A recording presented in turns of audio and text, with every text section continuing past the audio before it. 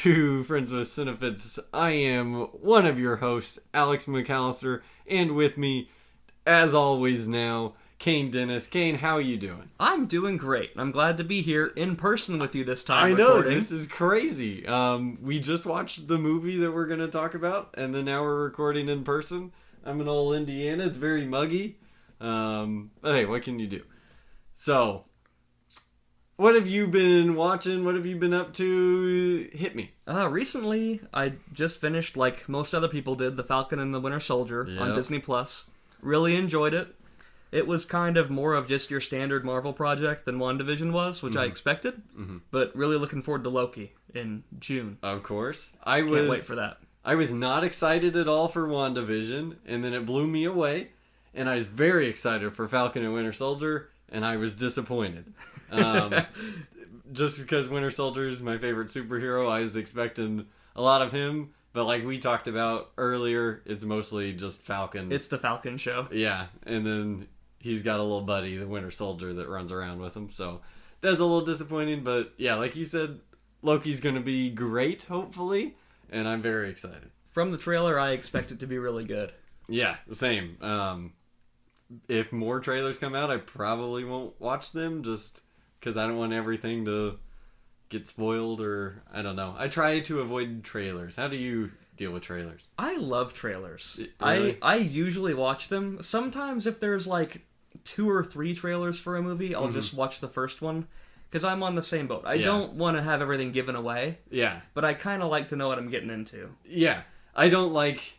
If I do watch a trailer, I won't go on YouTube and watch trailer breakdowns. Like, there's a while I did stuff like that. Yeah. When the new Star Wars trilogy was coming out, I'd be like, oh, this one said this. And then now I just don't care. I just want to go in and be surprised. Yeah, there's definitely value to going in without knowing very much. I watch a little bit of that kind of stuff. I kind of like hearing what other people have to say. Yeah. But I don't always. Exactly. But also, I saw Nobody recently. Of course. And I absolutely loved it. Same. Bob Odenkirk was incredible in it. I agree. And dare I say, I think I liked it more than John Wick. If I was given the choice to watch that or a John Wick movie, I think I'd go Nobody, just because it's a lot more lighthearted and easier to watch. Yeah, it's great. And if anyone hasn't seen it, check it out. It'll be hopefully hitting streaming services soon. I don't know if they have like a pay for it. It is streaming right now, but you got to pay like $20, so just wait till it hits Netflix or something, honestly. Or see it in the theater if it's safe to do that where you're at. Yeah. I loved it. I went and saw it in the Dolby Atmos, so it's going pretty wild, all the gunshots and stuff. But you're making me jealous, because here in Indiana we don't have one of those. Yeah. We've got IMAX, but that's the closest we've got. Yep. I'd love if our AMC would put a Dolby Cinema in. Of course. That would be nice. I wish all the theaters would have one. One thing about Nobody real quick is that I didn't know Christopher Lloyd was alive. And then he was in that movie, in an action movie. They don't have him do a lot because he's pretty old, but I was very surprised when I saw him. Yeah, I thought he fit the role really well too. Yeah, so that was pretty cool. And I can't remember the other person in it. RZA. Yeah. RZA. So... yeah, I thought it was good. I didn't know anyone in it other than Bob Odenkirk. Like, going in, I was just, oh, it's John Wick, but Bob Odenkirk? I have to see that. Yeah. I'm a huge Bob Odenkirk fan ever since Breaking Bad, so anything he's in, I'll pretty much watch. I agree. I also recently saw Nomadland, which just this past weekend won Best Picture at the Oscars. Wouldn't have been my choice for Best Picture, but I understand why it won. I'm just not a giant fan of it myself. I found it kind of boring. But... I've also seen what is currently my favorite movie of the year so far in Another Round. Yeah. Would you have given that Best Picture? Yes. Okay. If it were in the running for Best Picture, I probably would have given it. Awesome. My personal pick, I always do predictions every year because I kind of like seeing how much I can get right and get wrong. This is my worst year I've ever had. Really? I missed 9 this year, so kind of ashamed of that. But my pick for Best Picture out of the ones that were running was Minari. And I would have been cool with Minari... or Sound of Metal, or Promising Young Woman. Any of those three, I think, were worthy winners. Yeah, I think the only one I'd seen was Promising Young Woman, and so I was rooting for that which we saw together, and it was awesome. But I can't really make a huge judgment because I haven't yet seen The Father or Judas and the Black Messiah. Yep. So and I didn't see Trial of Chicago 7 either. So there were 3 movies running for it that I didn't even see this year. Yeah, I've only seen one, so I felt real guilty. A lot of the others have been on my watch list, just haven't gotten around to it. Yep. You know how that goes. Speaking of movies that were on my watch list that I did get around to, I've been watching a lot of like classic Hollywood movies. So I watched Singing in the Rain. Cool. And it was so good.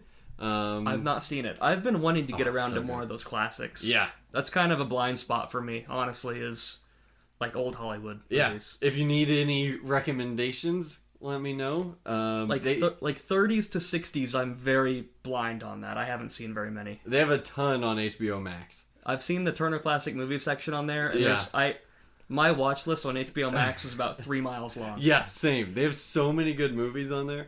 And then I also watched like Mr. Smith Goes to Washington and The Philadelphia Story. Oh, I love Jimmy Stewart. Same. It's a Wonderful Life is my favorite Christmas movie. Me too. I watched that for the first time this past Christmas. Really? Yeah, I was just blown away. It's fantastic. It's such a good movie. Yeah, and I also watched Casablanca with Ingrid Bergman, who I'm in love with, obviously.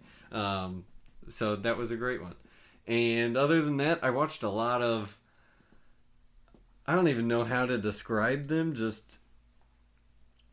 easier to watch movies. Like I watched You've Got Mail. Okay. Who's in that? Tom Hanks and Meg Ryan. Yeah. I went through a Tom Hanks phase, I guess. Okay. I watched Turner and Hooch. Big. Oh, I love Big. Big is awesome. Anything with Tom Hanks, I'm down. Tom Hanks and Arnold Schwarzenegger, they're my two guys. A League of Their Own, filmed here in Southern Indiana. Of course. I still haven't seen that. Oh, you got to. It's really, really good. If we do a sports movies episode, that's one to see. I don't like sports movies, but if we do one, then, I'll obviously check that out. And other than that, I guess I haven't watched... I say I haven't watched any movies. I've been watching a bunch, but... Yeah, there's not really much else, I think, that I've seen that's really worth talking about. Yeah. But if anyone's seen any of those, write in. Let us know what you guys think of them. I'm excited. I hope some people have seen Nobody and will tell us they also loved it. Because, at this time, I just try to watch... If I see something in the theaters that's going to be in the theaters, I'll definitely pay and go to it just to support them. Like you said, if that's safe in people's areas, then definitely do that. Me too. Here in Indiana, where I am, usually, it is pretty easy to go and not have anybody else in the theater right now. Yeah. First off, 'cause there's not really much to see. And second off, because there's hardly ever anybody at the movie theaters here. Yeah, exactly. Especially if you go during the day. Yeah. It's pretty nice. And if anybody has anything that you've seen that we didn't mention and you want to know what we think about it, let us know that too. Yeah. I'm always open to suggestions. Same. That's why my watch list and the movies I buy physically and just sit there, they're way too long and I have way too many movies right now, but I love it. Oh, me too. It's a great problem to have. I love knowing that I've always got something to watch. Yeah. No matter the mood, no matter the genre. Yep. Always got something to pick. Exactly. And there's still times where I'm just sitting there like, I have no clue what to watch, but that's just, there's so many options and I don't know what I'm in the mood for. It's kind of immobilizing having so many choices in front of you, like, oh no. Yeah. And a lot of the time I end up watching nothing. I'll just play Xbox or something. Like, exactly. Oh, I should have watched a movie. Or I'll watch something I've seen 100 times, like Paddington. But hey. I'll throw Disney Plus on and put a Star Wars movie on because I'm too lazy to grab the Blu-ray off my shelf. That's how it happens sometimes. Yep. So with that being said, we'll kind of get into our topic for this week. Absolutely. Which, I guess the movies that we're going to talk about aren't that related to it. It's more just like the themes in the movies relate to what we're going to talk about. And if you listened last time, we were talking about Lovecraftian horror. If you don't know, H.P. Lovecraft was an author way back when, like late 1800s, I believe. And he deals with a lot of like cosmic terror and big monsters, stuff like that. I'll read some more about it later.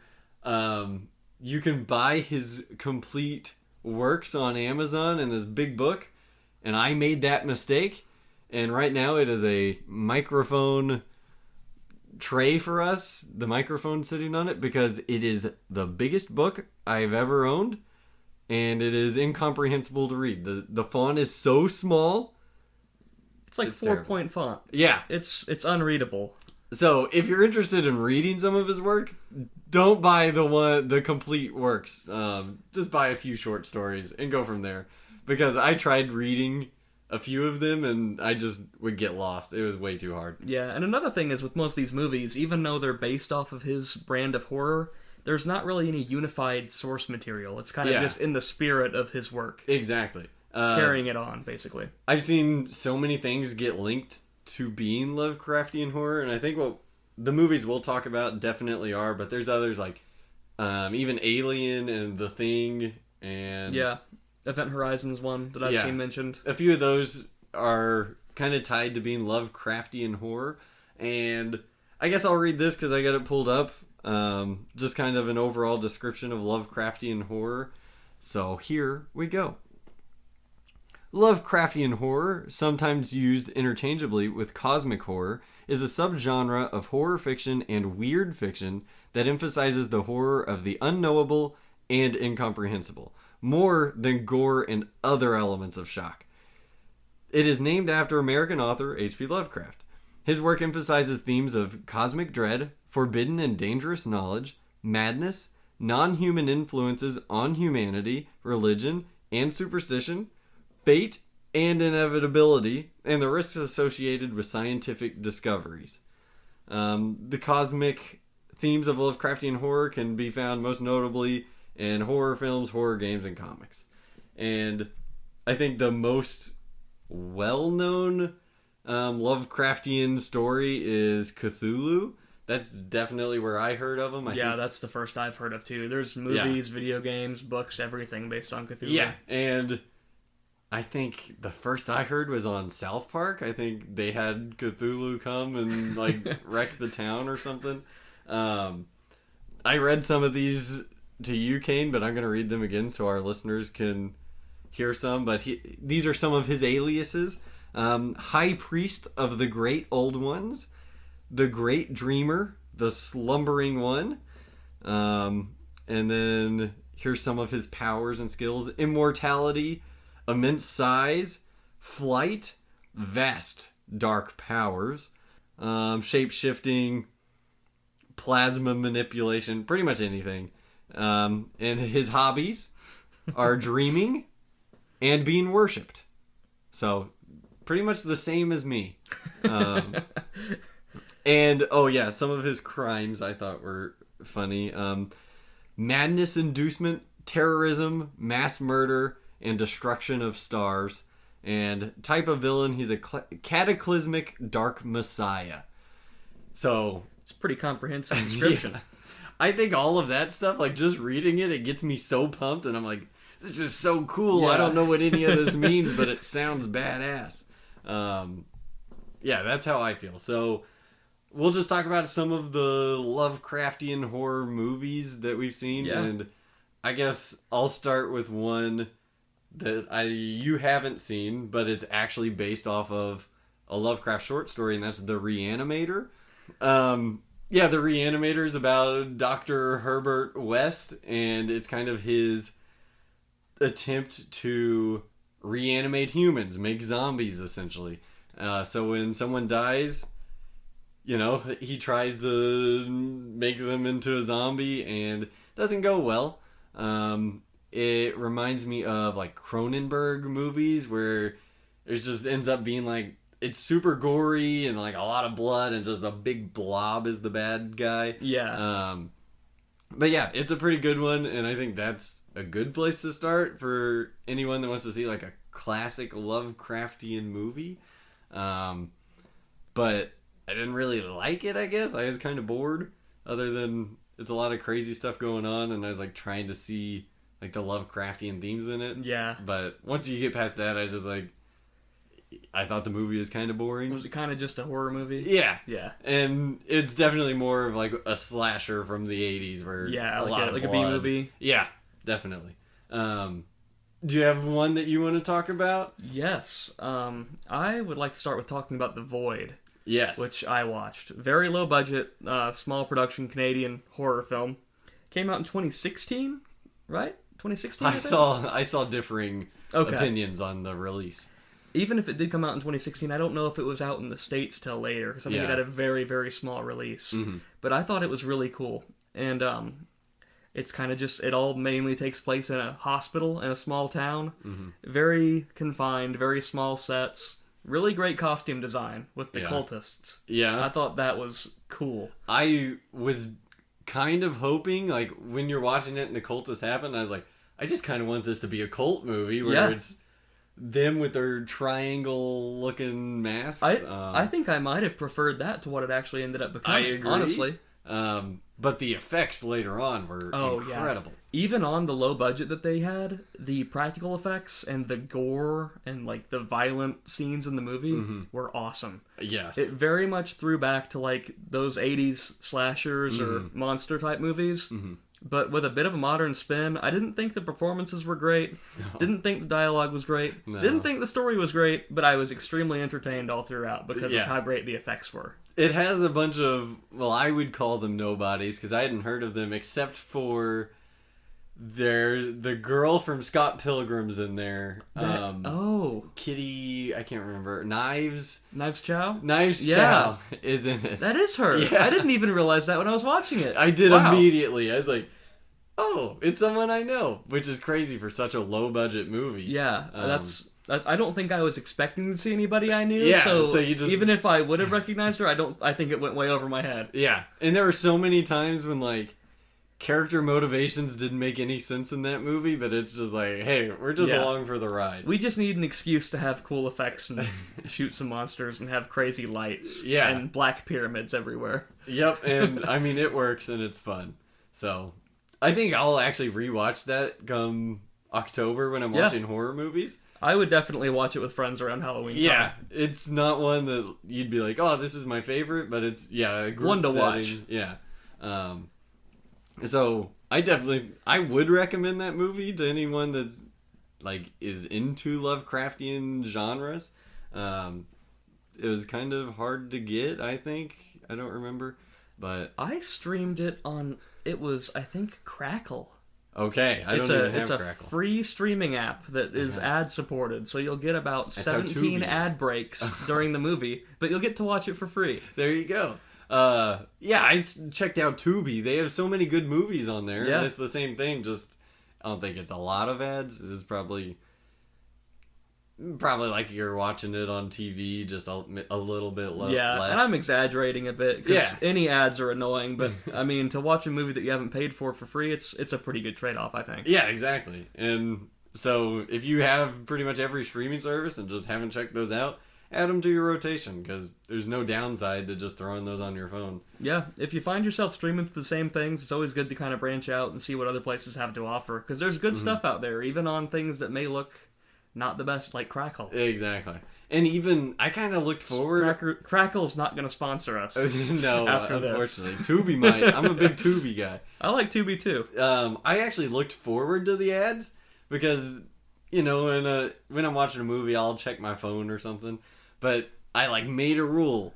Only when ads are out, I can check my phone. And so that actually helped me to focus during the movie. But, yeah, if I had to watch everything with ads, I'd be pretty upset. Me too. And another movie that I watched, Lovecraftian, was Cthulu Mansion, which is a very low-budget movie. I don't even know how to describe it. I've never seen anything like it. Am I going to be glad I didn't watch this one? Yeah. It was not cool. It was just different. They just go to this mansion that kind of has, I guess, like Cthulhu's powers, where just people are getting driven to madness. But it also has drug dealers and chicks being naked for no reason. This weird magician guy. not great. I didn't think it had a lot to do with Lovecraftian, but yeah, I definitely wouldn't check it out. But if anyone has seen it, I think only like the Not a Bomb guys might have heard of it. But so if you guys have heard of it, let me know, because I had never heard of it. I just saw it at Entertain Mart, my favorite place in the world. And I was just like, hey, Cthulhu, I'll buy it. Yeah. And yeah, you're lucky you didn't check it out. I've got to check out Entertain Mart sometime. I've got to get out that way and see it. Course. It sounds nice. It's we don't the have best anything place like that in the here. world. Okay, so next, do you want to just get into kind of like our three main movies? Yeah, let's do it. Let's go in. This will probably be a bit of a shorter episode because it's so hot in this room. We're working on the fly. This isn't our normal environment, but hey, we're figuring it out. We're making it work. Yeah. It's going to be all right. Okay, so yeah, we'll just dive into our main three movies that we'll be talking about. So first off, I want to ask you about Color Out of Space. I think I liked it more than you did, especially I've seen it multiple times now. But yeah, starring Nicolas Cage. How did you feel about it? What's the overall plot? How does it tie into Lovecraft? We'll just have a talk about that. Do we want to rank the movies on how much we like the three? Yes. Okay. I like that. So, we will start with Color Out of Space, like he just said. Yeah. I really enjoyed it. But I have a question for myself. Yeah. Would I have enjoyed Color Out of Space without Nicolas Cage in his unhinged starring role? I don't think I would have. Nicolas Cage makes the movie. And I like the story, and I like the cosmic horror that surrounds it. Mm-hmm. I love the effects, too. Yeah. They really illustrate it all in an interesting way. Mm-hmm. But without Nicolas Cage, I think it loses a lot of its charm. That's very true. I think that's probably the only reason why I watched it, was because Nicolas Cage was in it. I had no clue what it was about, and I was kind of blown away. Especially, have you seen Mandy? I haven't. Okay. It's been on my list, though. I definitely like Color Out of Space more. I've heard the opposite from most people. Really? Yeah, I've heard that people like Mandy more, but I need to see Mandy. I kept falling asleep during Mandy, and then I had to watch it under the influence, and it got better, but I still just like, I've given this 2 tries, don't love it, so we'll write it off. Write it off. Other than Cheddar Goblin's in it, you gotta watch it for Cheddar Goblin. It's goblin good, I'll tell you that much. Okay. I don't know what that is, but I'm gonna find out. I have a Cheddar Goblin shirt somewhere. Really? Cool. There's like this little gremlin eating a bunch of mac and cheese, and it says it's goblin good. Sweet. It's one of my bar shirts, and no one ever knows what it means, but it's pretty cool. That's awesome. Yes, I think the Lovecraftian themes are very evident in that movie. It's pretty much a meteorite or asteroid comes down in Nicolas Cage's backyard, and everything starts changing. Yeah, of the 3 movies, the Lovecraftian themes stick out most in this. Yes. I mean, even on the cover of the Blu-ray, it says H.P. Lovecraft's Color Out of Space. Exactly. So it is very much a retelling of his short story, Color Out of Space, but just in a modern setting. And I like it for that. I think it's mysterious, and most of the cast members I thought did a really good job. Yeah. Like the girl who plays Lavinia, she was really good in it. The young brother was one of the twins in WandaVision. That's true. He's also in something else, but I can't... The Haunting of Hill House. I haven't seen it. Yeah, he's in that. Okay. Big glasses. At least I think so. I could be completely wrong. Who cares? But yeah, I thought the cast was good. I can't remember... Lavinia has like that fling with that one guy. Yeah, the hydrologist. Yeah, and I thought he was good in it. He was kind of like... He was the one that's just like, something's wrong He's the here. normal one. Yeah. And Tommy Chong is great too. Yeah. He plays Tommy Chong in the movie. Yeah. I really like the movie, especially watching it a second time. It's a lot of fun once you look at it for what it is. You can't go into it expecting to be blown away, I guess. Yeah. But it's a lot of fun. That's one I'll keep in my rotation and watch it hopefully often. I just love it. It's very different. The entire visual experience of that movie is just fun. Everything's changing, and it's cool. You see the subtleties of, the meteorite lands, and like a colorful flower blooms, and then the next time it shows the exact same shot, there's more flowers, and then it'll show the same shot later, and it looks like a different planet. Yeah, I mean, obviously, because the whole point is, like, it's a color that it's new to people, like, it's out of space. Yeah. Like, it says in the title. I know I've said color out of space, like, 6 times. But it's something that people have never seen or perceived before, and even though you can't illustrate that, because you can't make a new color in a movie, I think they show the audience that in a pretty good way. Yeah, I agree, and pretty much... I want to hear what you think about this. There's a reason why we're going in this order. The almost same plot would be Annihilation by Alex Garland. A meteorite lands.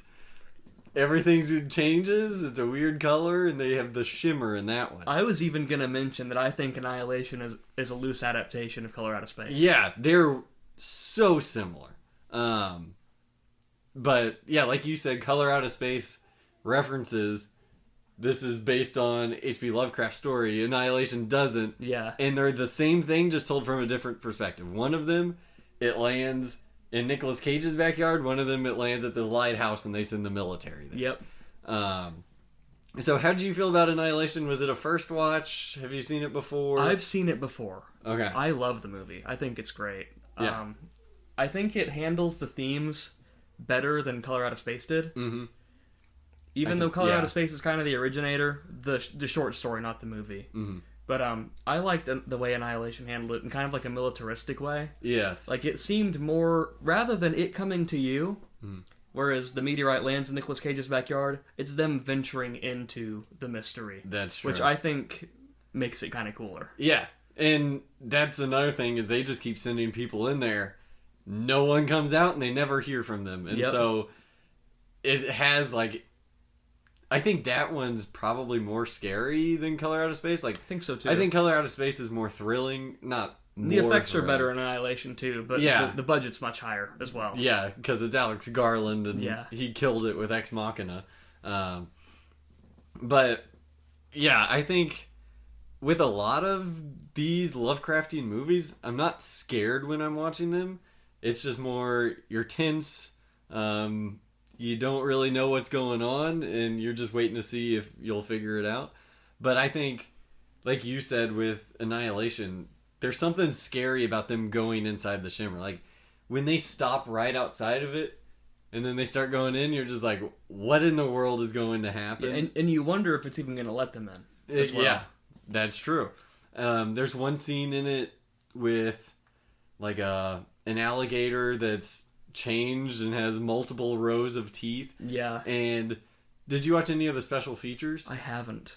So they told all the actresses, because it's a group of girls, they were like, stand there, and we'll tell you when to act like something pops out. And they had an actual rubber mechanism, like a whole mechanism that make it jump out, and so their reactions to it jumping out were real. Legit reactions. That's cool. I love when people do that kind of stuff when making movies. Yeah, and so it was cool because they all like yell and like point their guns at it, and then you see them just start laughing and like drop their guns. They're like, "What the heck?" Yeah. I thought that was really cool.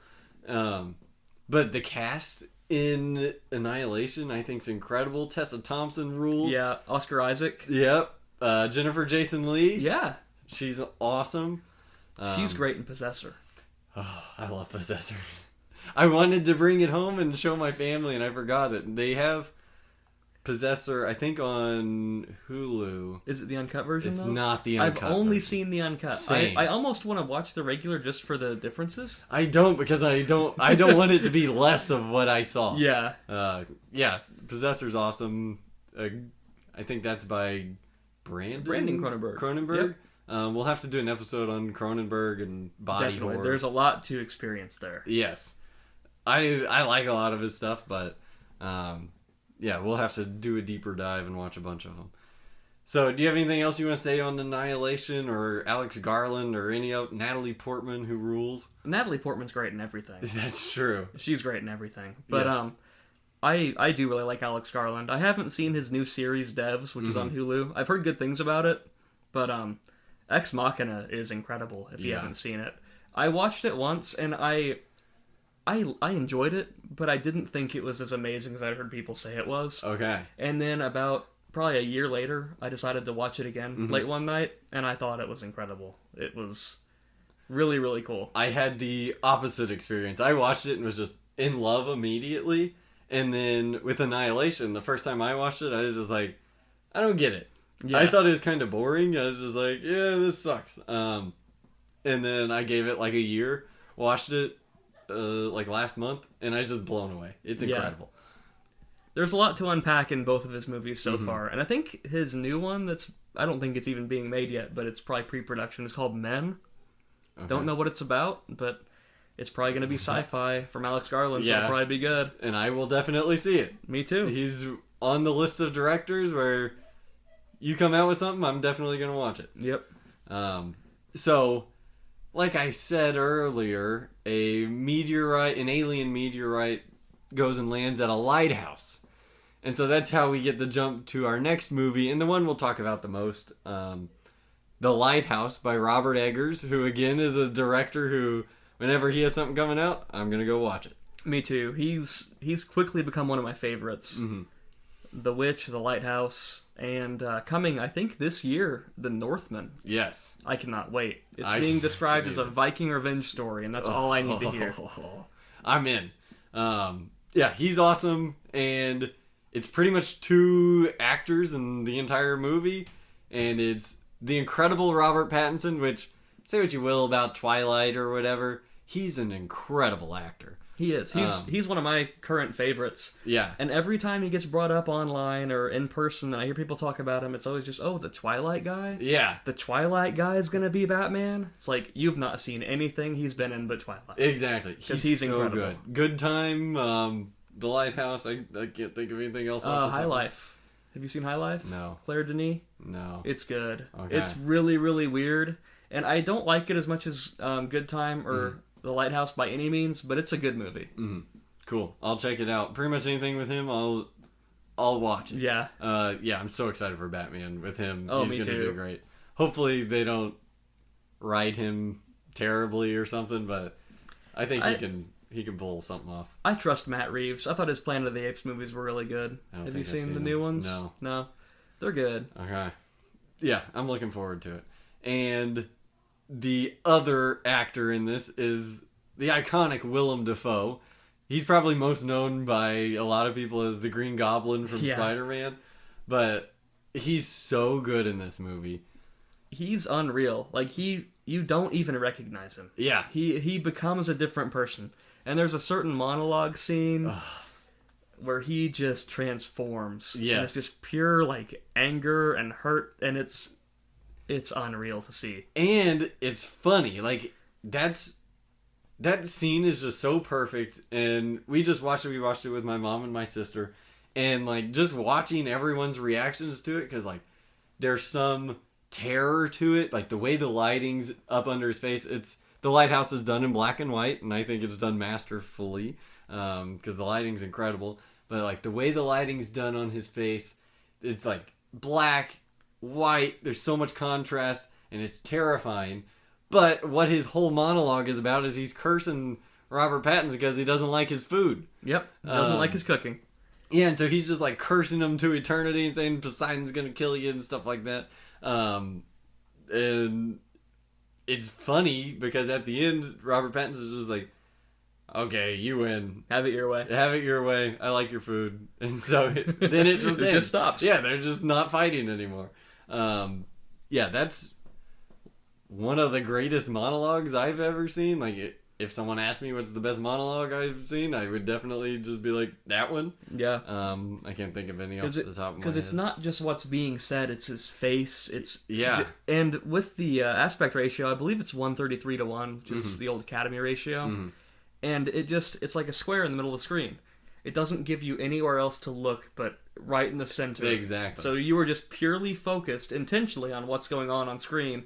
You can't look to the background. You just see his face with that horrifying lighting. Yeah. And just his pure anger. Of course. And I guess I should talk about the plot in case people haven't seen it. This is one I would recommend to a lot of people. Probably not everyone because it's It's definitely hard to watch a black and white movie that the language they use is old timey.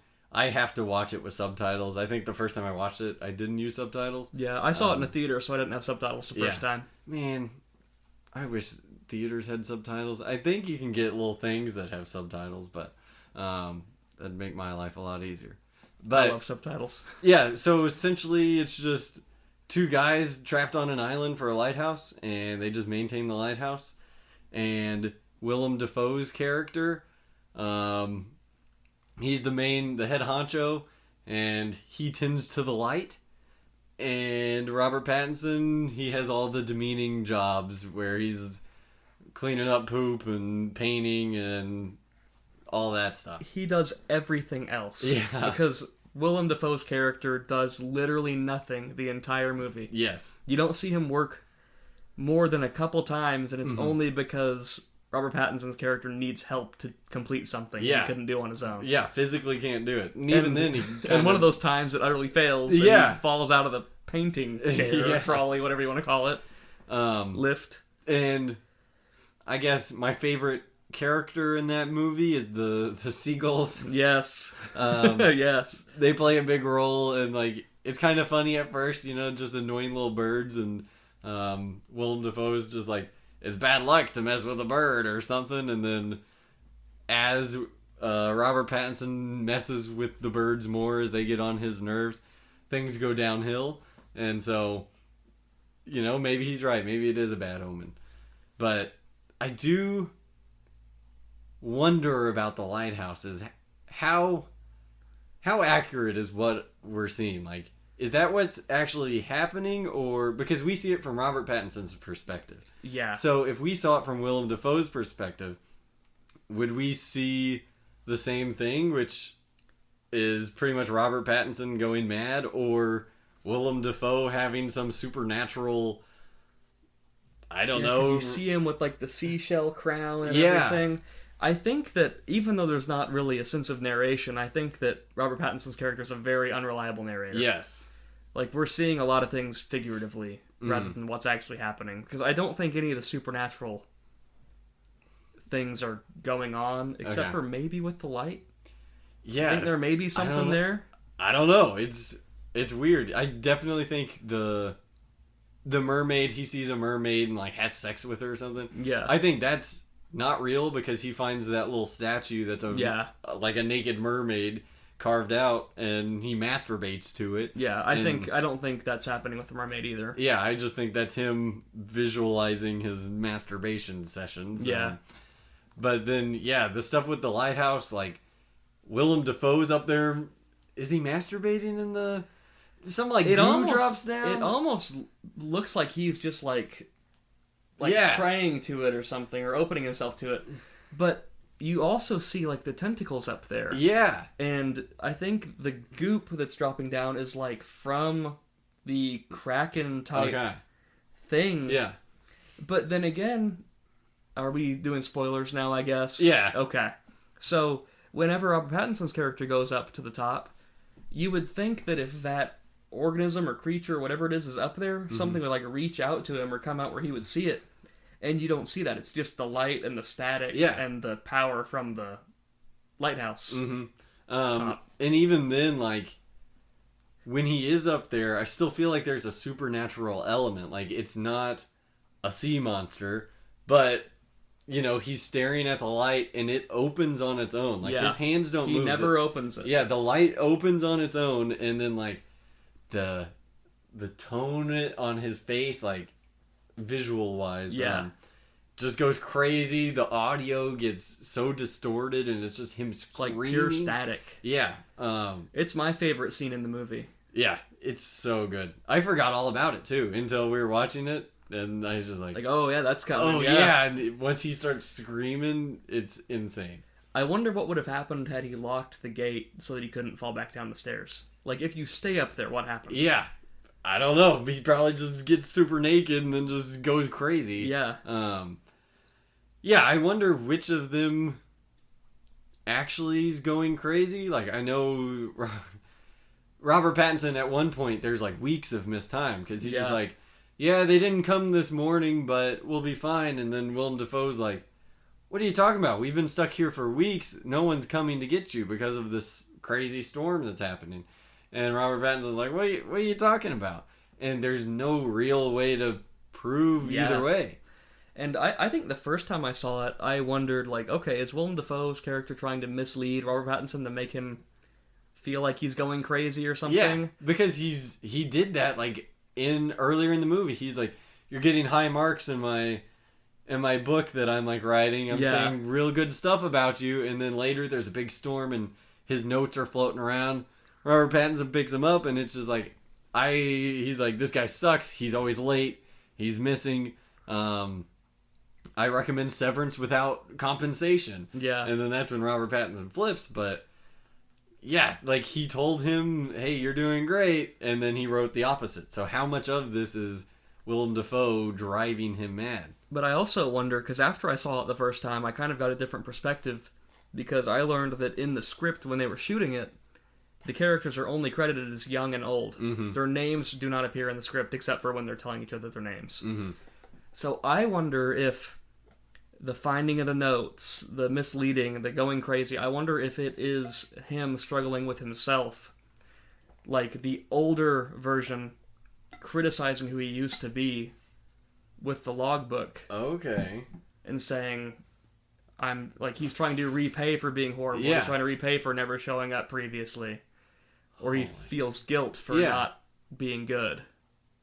Okay, I did not think of that. I did notice when we had subtitles on, and at one point, I think it had Robert Pattinson speaking as, I can't remember the name of the fake name he gives. Ephraim, yeah. Winslow. And then later on when he says something, it says Tommy or something like that. And then like later on after that, it went back to calling him Ephraim. And I was just like, that's weird. I don't know if it was just something that whoever's doing the subtitles messed up. And that's the thing, is whoever's doing the subtitles usually, I don't think, is involved in the production of the movie. Yeah. It's just somebody probably at that's what I streaming figured, service or something. Yeah. If I was making a movie and something like that happened, like, I don't know, the names change, I would definitely be like, let's make sure the subtitles are, right. Subtitles can really inform a lot of the story when you watch it. You can get a lot of clues. Yeah, there's another part when they're having a yelling contest and they're both like yelling at the same time. The subtitles showed only Willem Dafoe's subtitles, and I couldn't understand what Robert Pattinson was saying. Yeah. And like I was like, that's weird because I consciously noticed that it made me on Willem Dafoe's side. Yeah. Oh, yeah. Yeah. I see that. Which is just weird, and that's something that if it alters my opinion of the movie, I'd be very upset if I was a director or something and didn't have say in that one thing. Exactly. And I've seen so many movies with subtitles. It's not hard to get both people's stuff. Like some of them will have someone's thing on one side and one on the other. Yeah. But yeah, they didn't do that for this one. So I just noticed that and thought it was weird. That is strange. I didn't notice that when we were watching it. Yeah. I guess we'll try to tie this into Lovecraft. I do think, out of all the movies we've talked about, that The Lighthouse, I'd say, is the least Lovecraftian horror. I still think so too. I still think it hits the elements of like an unknown horror. You don't know, you're not sure if what you're seeing is real, if it's of this world, if it's not, like the big octopus thing. But I still think it ties in, and like I would classify it as Lovecraftian horror. I would too. Do you have any thoughts on do you have any specific things other than the like octopus monster? I do. Like with the storm that just surrounds them always. Like the storm is definitely a consequence of Robert Pattinson's character killing the seabird. Yeah. Because he kills the bird, and true. Immediately there's like a swarm of them in the air, and the winds change. Yes. So it's like he kills that bird, and something decides you're not leaving this island. Yeah.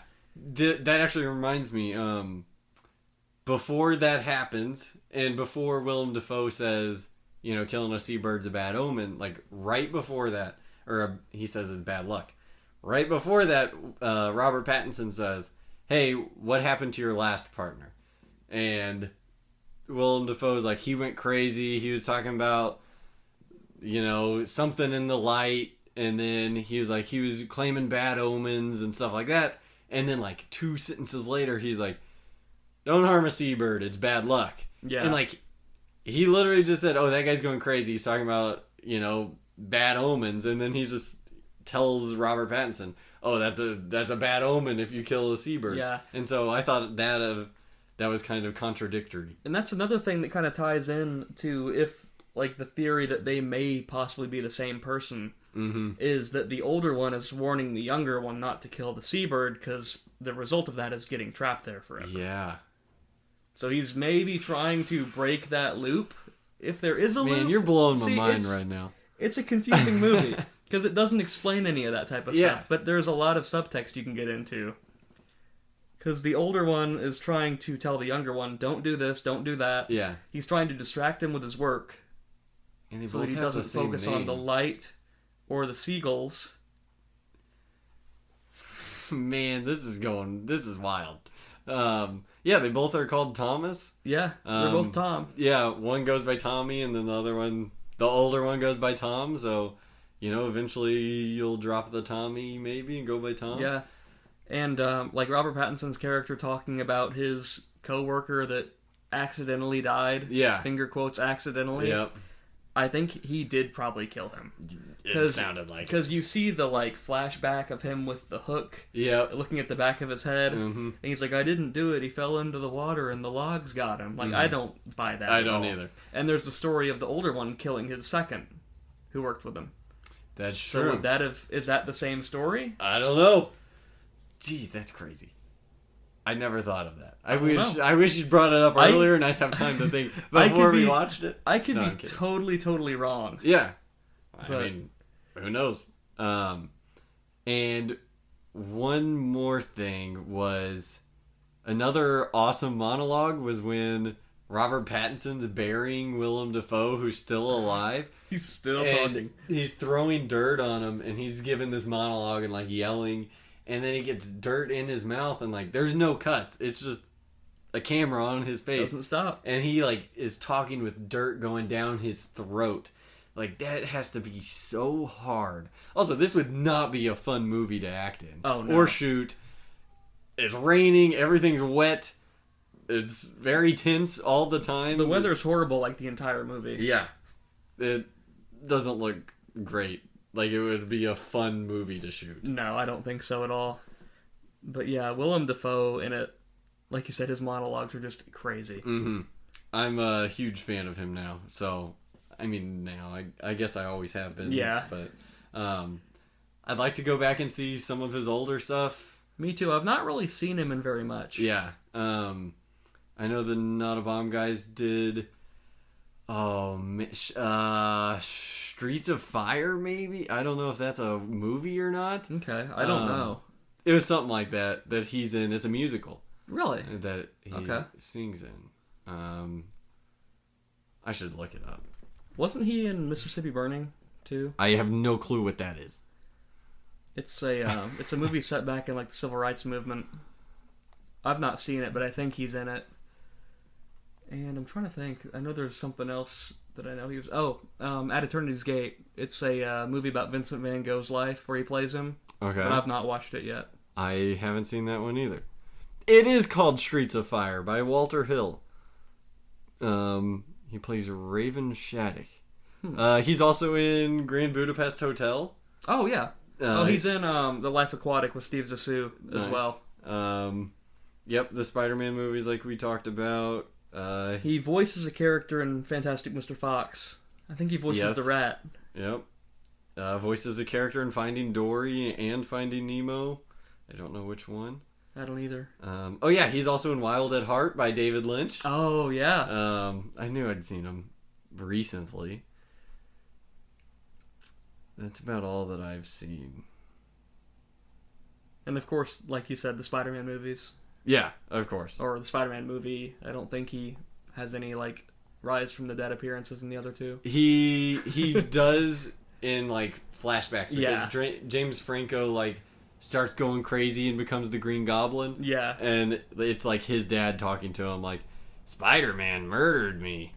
You gotta kill Spider-Man. Yeah, exactly. So, and he's still just as scary in those. Yeah. Yeah. Those Spider-Man movies, I just watched them all. And like, 3 gets a bad rep. It's still a lot of fun. I love 3. It's not as good as the other 2, like, on a movie level, but as a Spider-Man movie, it's fun. It's overloaded with villains, and it's goofy, Yeah. but, like, that's okay. There's nothing necessarily wrong with that for that kind of movie. And, like, in a superhero movie, I kind of want there to be, like, a lot of villains that are, like, just wild and goofy and... Like, they don't all have to be super important. Like, you can have Venom on the side and Sandman and the new Goblin or whatever they called James Franco at the time. And even the dancing scene that is like a meme and gets a lot of bad looks.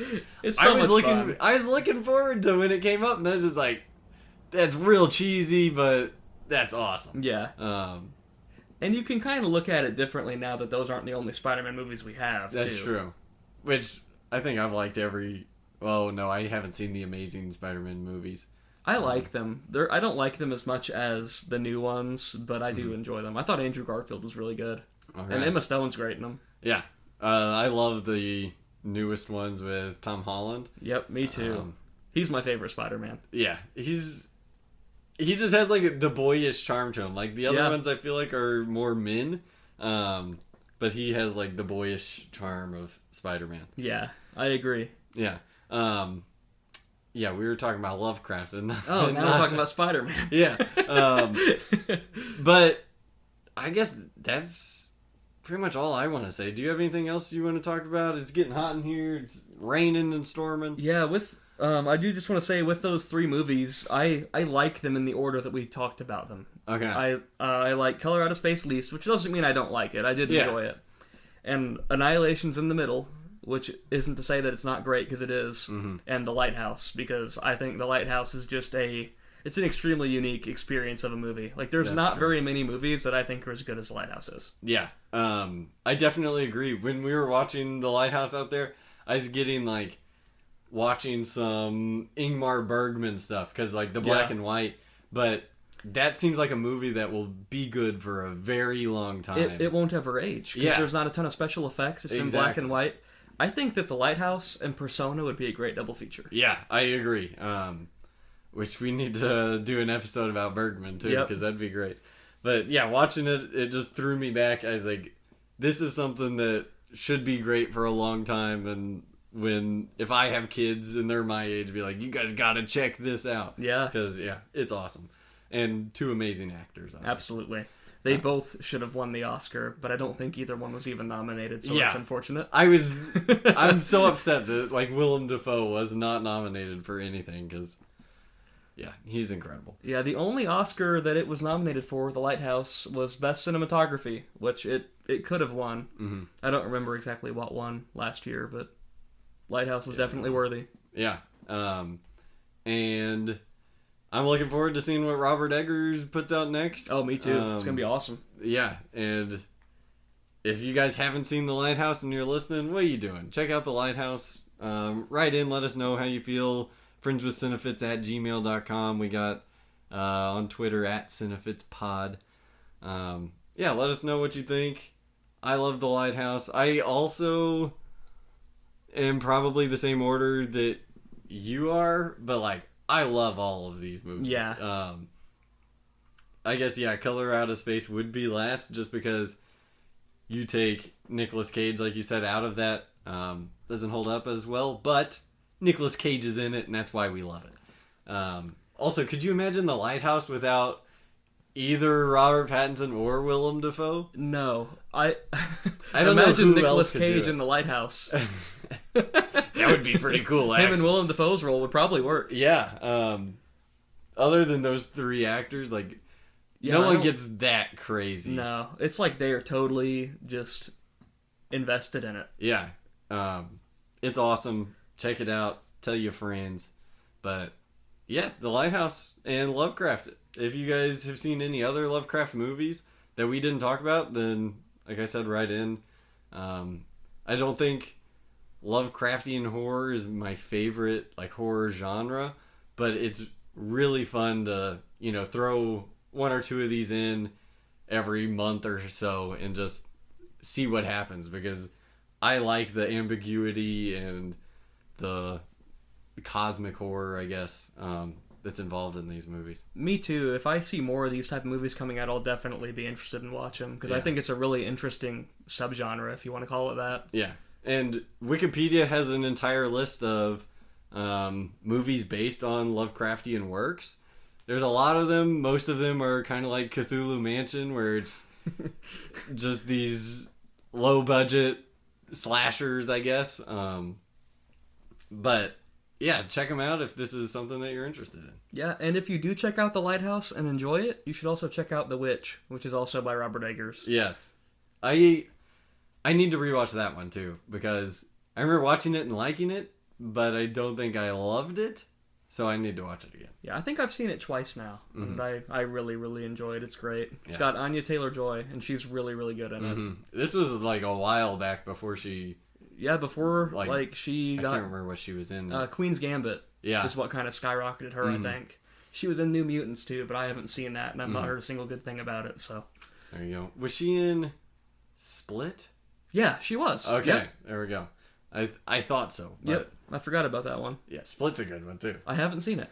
What? I haven't seen any of those three movies, Unbreakable, Split, or Glass. I haven't seen the other two. Split you can just watch on its own, and it'll still be good. James McAvoy's great, so I have no doubt that I'd like it. Yeah, it's pretty good. Check it out. I guess to wrap it up, we should talk about what we're gonna watch next. And I'm going to give Cain the floor, because I kind of bossed him around and picked the first two, I would say. So, what do you want to do? What are we going to watch? Our next episode is going to be a weird one. We're going to be talking about the films of Yorgos Lanthimos and the Greek New Wave, also known as the Greek Weird Wave. I got to practice saying it. Yorgos Lanthimos. Yorgos Lanthimos. I did pretty good. You did. You got it. Myself. But yeah, one of the main films I want to talk about with him is Dogtooth. It's my favorite of his films. It's so weird, but I think there's a lot to dig into with it. And I also really like The Lobster and Killing of a Sacred Deer too. Mm-hmm. So he's got a lot of cool stuff. Do you know if those are his only ones? I'm pulling it up. He's also got The Favorite and Canetta. I didn't know he did The Favorite. Have you seen The Favorite? No, but it's been on my watch list for a long thing. We'll talk about it next time. Yes. But he also has a short film. I don't remember what it's called, but I haven't seen it. So okay, I might have to check that out too. And Alps. Yes. Alps is good. His short film Nimic. That's it. Yep. Okay. And in 2022 he'll have a movie coming out. Oh, sweet. Yeah. Looking forward to that. Awesome. Poor Things, so I'm sure we'll get into it. I've seen The Lobster and The Killing of a Sacred Deer, and I can confirm they're weird. Very. So I'm looking forward to watching the rest of his stuff. You guys, if you're listening and haven't heard any of his stuff, check it out. Out of those two, which would you recommend? The Killing of a Sacred Deer or The Lobster to start out with? Start with The Lobster. I agree. Start with The Lobster. I wouldn't watch Killing of a Sacred Deer first. I started with The Killing of a Sacred Deer for family night, and I'll go on record and say it's not a family movie. None of them are, so don't watch these with your family if they are sensitive to weird There we go. movies. But awesome. I'm looking forward to it, and everybody, thank you for listening. Cain, you want to say anything before we wrap up? Yeah, thanks everybody for continuing to listen, and I'm happy to still be here as co-host, and I'm looking forward to what we continue to do here on Friends with Cinefits. Me too. Hopefully next one we can put out a little sooner than this one, but I'll be traveling again, so who knows. We'll find some time. But yeah, everybody, thanks for listening. Write in if you have any questions, comments, whatever, feedback. Email us, friendswithcinefits@gmail.com. Twitter @CinefitsPod. Find us notabombpodcast.com. And listen to those guys too. Yeah, they're pretty great. I'm going to go visit Troy in less than a month. So I'm real excited for it. So, yep, everybody, have a good one. Bye.